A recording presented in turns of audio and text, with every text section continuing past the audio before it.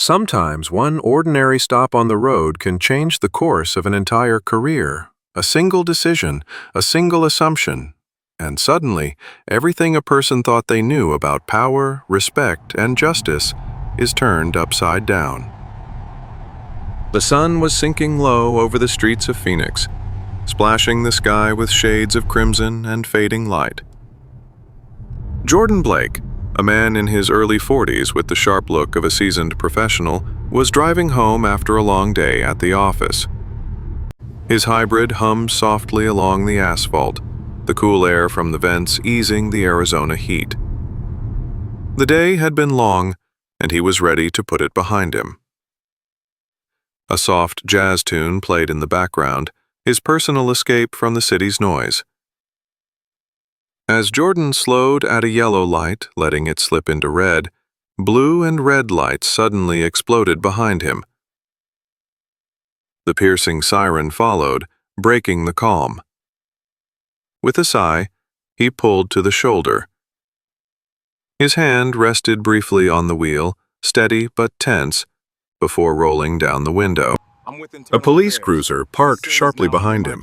From it emerged Officer Mark Jensen, mid-30s, buzz-cut, with a stiff walk and a badge that gleamed under the fading sunlight. His hand brushed the edge of his belt as he approached, carrying himself with the confidence of someone used to being in command. "License and registration," Jensen said flatly, his voice clipped, heavy with authority.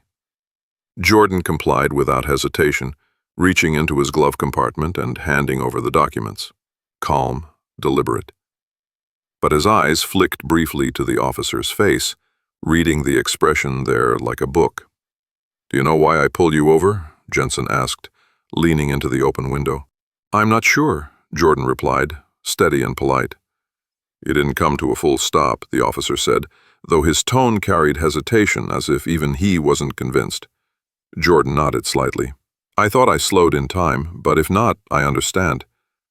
The response didn't ease the officer. His posture shifted, his eyes narrowed. For him, this wasn't just a ticket anymore, it was becoming something bigger. "Step out of the car," Jensen ordered. Jordan's hands tightened briefly on the wheel, but his face remained unreadable. "Is there a reason for that, officer?" "You don't want to make this harder than it has to be." The edge in Jensen's voice was unmistakable. Jordan exhaled slowly and complied, stepping out of his car with calm precision. He stood taller than the officer, shoulders broad under his fitted jacket, polished shoes gleaming in the light. Every detail screamed professionalism, but none of it mattered to Jensen. "Hands on the hood," Jensen said, circling him with sharp movements. "I need to check for weapons." Jordan's brow lifted slightly. "Do I look like someone carrying a weapon?" The officer's jaw flexed, but Jordan said nothing more. He simply complied, letting Jensen pat him down. The search was quick, but rough, more about dominance than safety. "You're clean," Jensen muttered, irritated. He hadn't found what he was hoping for. Jordan turned, his expression calm. "Of course I am. Now, officer, if you're done—" "I'm not done," Jensen snapped, louder this time. His tone betrayed him. This wasn't about the law anymore. It was personal. "You seem awfully familiar with how this works," Jensen continued, his voice low, probing. "You hiding something?" Jordan tilted his head slightly. "No. I just believe in clarity. Interactions like these should be transparent." The words unsettled the officer. His authority was slipping, and he knew it. "Confidence isn't your problem," Jensen muttered, pacing. "Respect is." Jordan met his eyes evenly. "Respect should go both ways, officer." The silence that followed was electric. Jensen's hand hovered near his holster, frustration clouding his judgment. And then, Jordan spoke, his tone razor-sharp but calm. "I think it's time you know who I am." Jensen scoffed. "I don't care who you are." Jordan reached slowly into his pocket. "I'm reaching for my badge," he said, deliberate, steady. "No theatrics, just clarity. He pulled out a leather wallet, flipping it open to reveal a gleaming badge. "Jordan Blake," he said, "Director of Internal Affairs, Phoenix Division."